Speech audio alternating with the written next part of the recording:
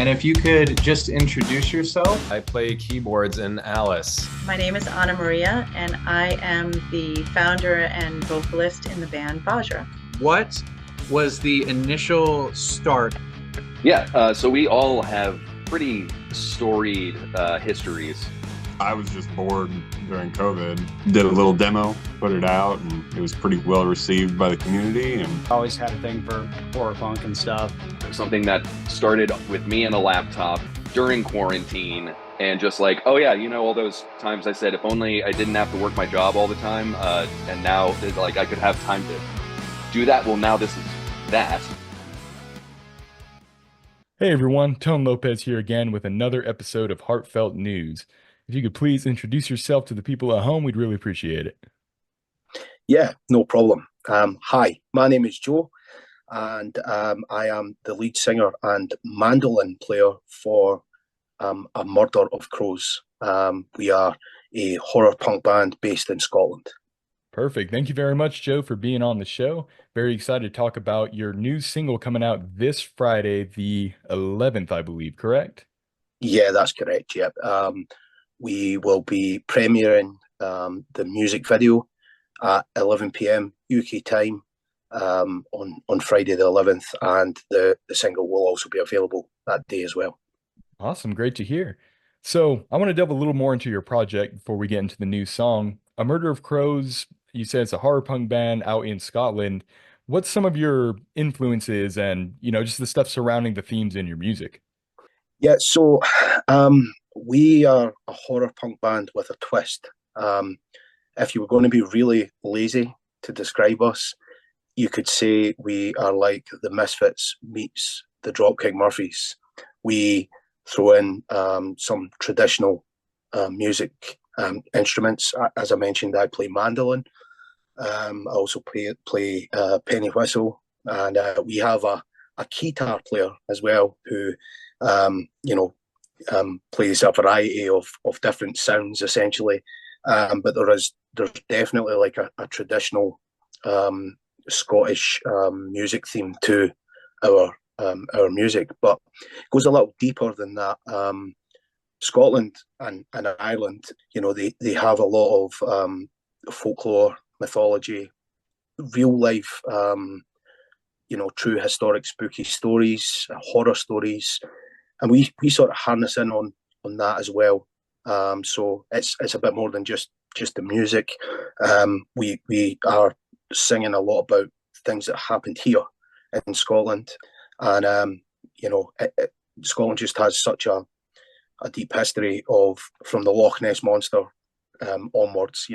Lots of cool things to write songs about, and yeah, keep these stories alive as well, which is important to us. Yeah, and with that, this new release you have coming out, Laugh Off Your Head, speaking of storytelling, mythology, folklore, this is actually based on a true story, the last public execution in England, I believe. I know when the video describes it, but I'm sure you could describe, what this song's about a little bit better. Yeah, the song basically tells the origins of the phrase laughing your head off. It's attributed to an execution that happened in 1746. A guy called Lord Lovat, also known as the Old Fox, as the British government described him. He was a clan chief of Clan Fraser. He was an enterprising sort of guy. He was a double agent. So when the last rebellion on the British Isles, like mainland Britain, took place, excluding Ireland and that part, when that took place in 1745, Lord Lovat claimed to join the Jacobite side, which was the Jacobites was basically the exiled king's army, and his son Charles Edward Stuart, Bonnie Prince Charlie, came back and started a rising to reclaim his father's throne. Lord Lovat's role was he sent his son to support the Jacobites, but at the same time claimed to the British that he had nothing to do with it. It was his rebellious son. He was trying to play both sides to hedge his bets, essentially. Right. And he was caught out. He was found out, and he was eventually captured. Really unusual character. He had I could delve into his past, because that in itself is a whole different story. He was quite a sinister guy.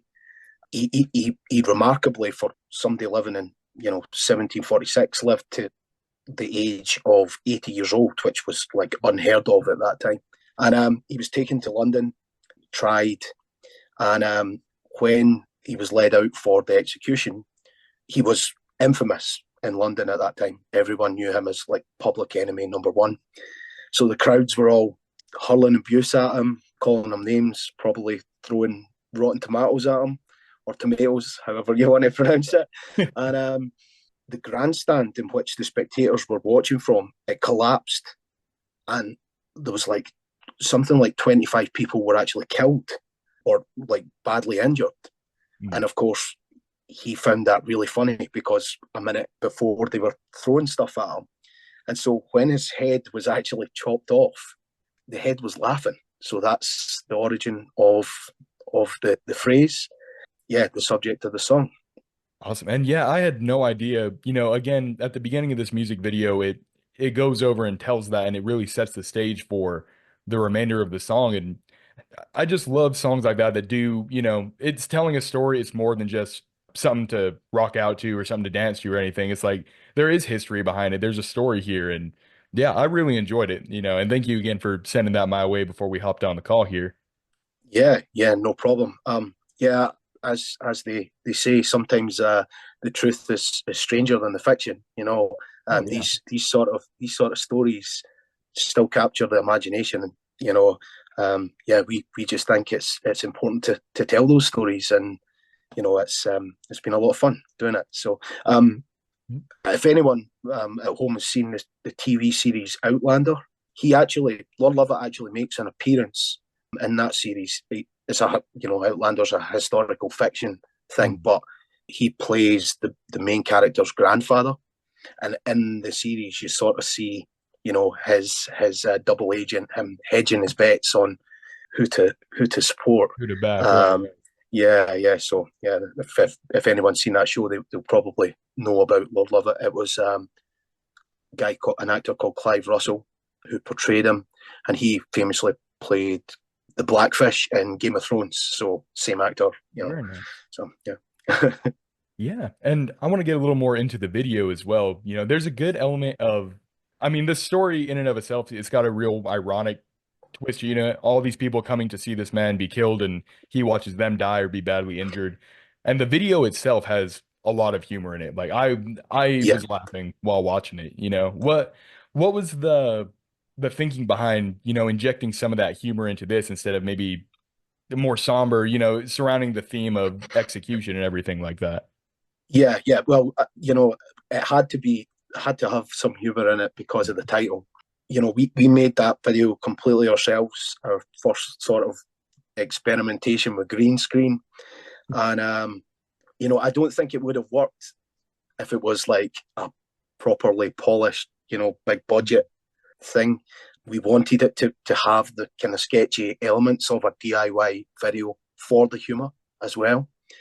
And, but it was really easy to do because there was lots of old newspaper drawings from that time that obviously, there's no licenses to them because they're public domain. Right. So we could actually take images of Lord Lovat, his execution, the historic drawings of the Battle of Culloden, which, basically ended the Rising and resulted in Lord Lovat being captured. So yeah, it was a lot of fun just to sort of basically make a slideshow of the pictures and then add us into it and yeah, have fun with it. And it just turned out better than we imagined. And as you said, we had a lot of fun, and we hope a lot of people do get a laugh out of it as well. Because at the end of the day, Lord Lovat went out laughing. So definitely, yeah. And one last thing I wanted to say on this song was it features a pretty big name, it sounds like, correct? Yes, the song features guest vocals by my friend Argyle Goolsby of Blitzkid, Argyle Goolsby in the Roving Midnight, Gorgeous Frankenstein. He's been involved in Calabrese. Everybody in horror punk knows who Goolsby is. I've been friends with Goolsby since 2019. I promoted a show in Scotland that he was part of. And the unusual thing about this show was when most bands come to Scotland, international bands, they'll generally only play the two big cities. If you're lucky, they'll play Edinburgh and Glasgow, but 9 times out of 10, a band will play in Glasgow, and that's it. And where I'm from is an area kind of in the middle, called the Kingdom of Fife. It was once a kingdom. And the capital of the Kingdom of Fife is a town called Dunfermline. The sort of sad thing is Dunfermline had, back in the day, a really thriving music scene.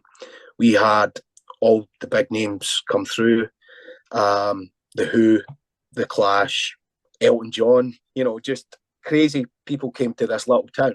Right. And it even featured, in the movie that the Clash did, called Rude Boy.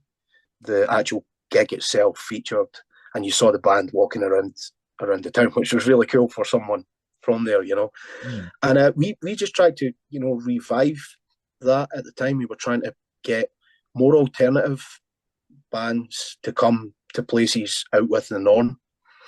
And in doing that, we were wanting to showcase the town as, like, all the history and all that sort of stuff that, we kind of talked about. And of that travelling group, Goolsby was the one guy that was totally immersed in what was going on. He wanted to go to the Abbey where Robert the Bruce, the historic king of Scotland, is buried. He wanted to check out all the sites, and I learned that, like myself, he is a historian. He has a degree in history, amongst his many, many talents. And we just kept in touch ever since. I often sent him, little videos if I'm at Loch Ness or something like that. We've just remained friends, and he tells me about what's going on with the Witch's Dungeon, the movie memorabilia place that he works. So yeah, we just remained good friends, and so I asked him to get involved in this project. He loved the story, and like yourself, liked the video and liked the kind of sketchy, funny aspect of it, the quirkiness of it, and we're absolutely delighted that he's involved. So yeah, really cool. Yeah, and it came out great. I'm glad, again, everything came together so well.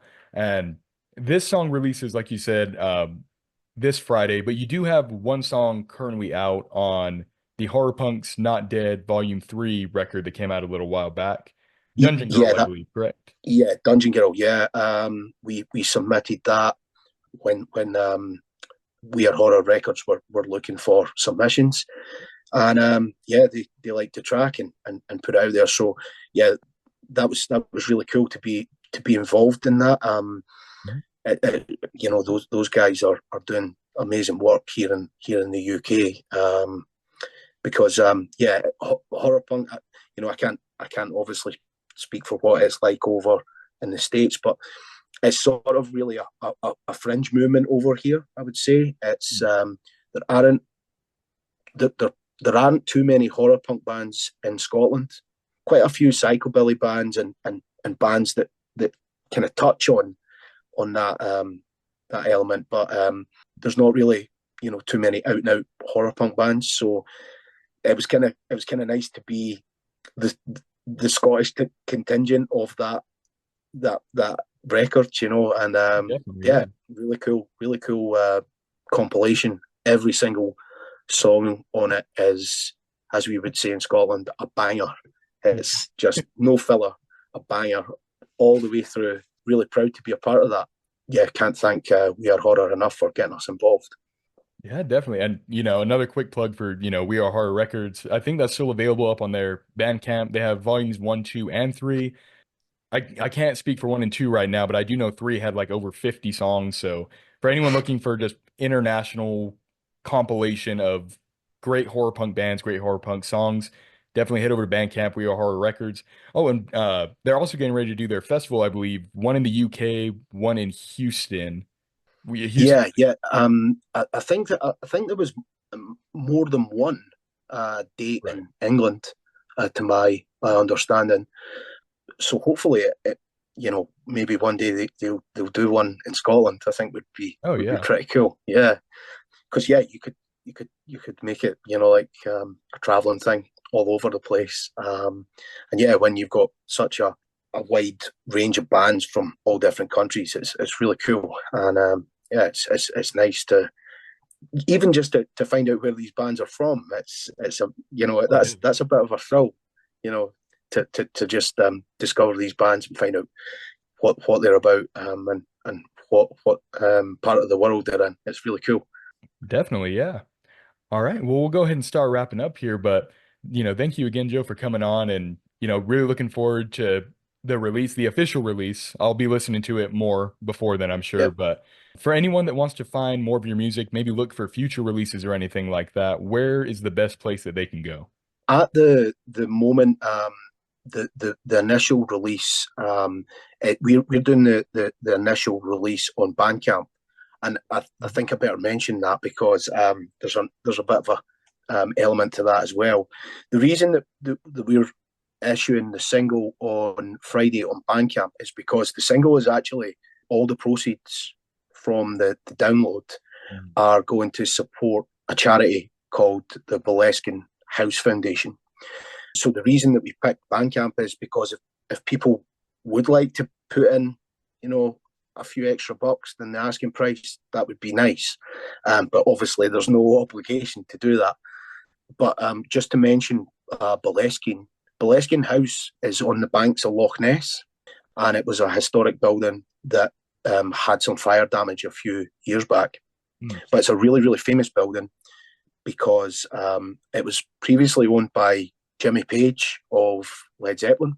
Oh wow! But more famously or infamously owned by Aleister Crowley. But the reason that we're linking it up with this song is because it once belonged to Clan Fraser, that Lord Lovett was the chief of.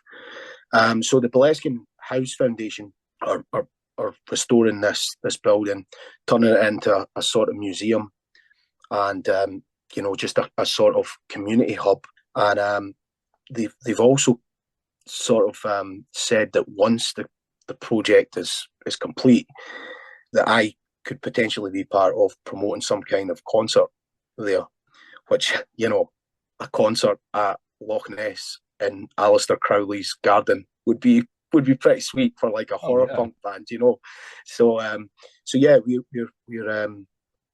donating all the digital downloads to Boleskine, and yeah, Bandcamp at the moment is the initial release. Our own label is Misguided Records.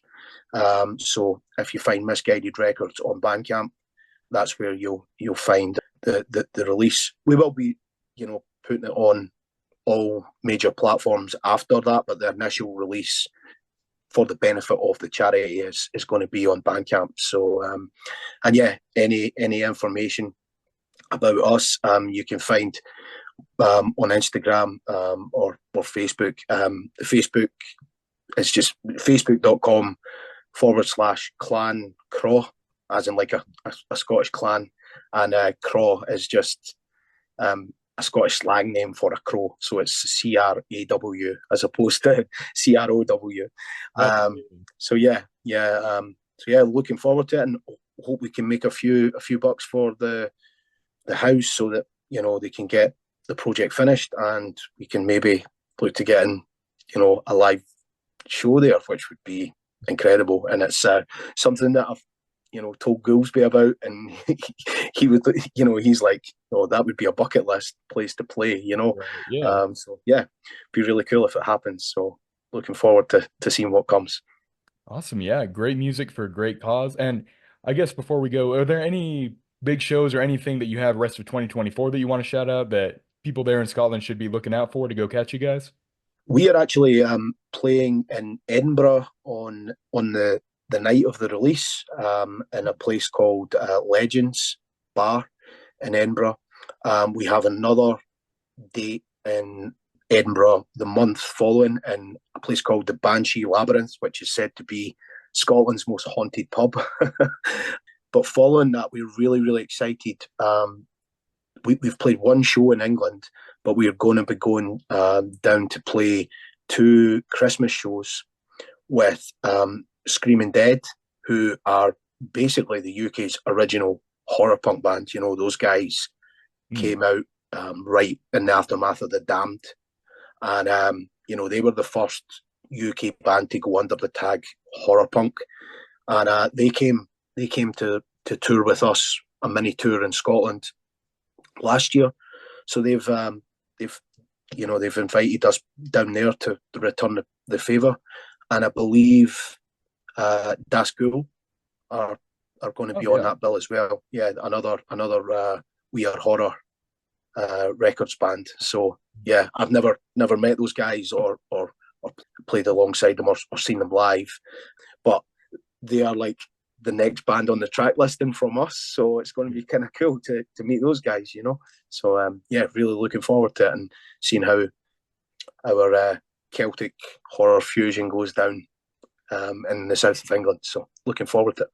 Awesome. Sounds like those are going to be the places to be. Once again, Joe, A Murder of Crows, thank you so much for coming on. And once again, really looking forward to that official release. Thank you so much for having me. Really appreciate it. Yeah, and all the best. Thank you. Yeah, you as well.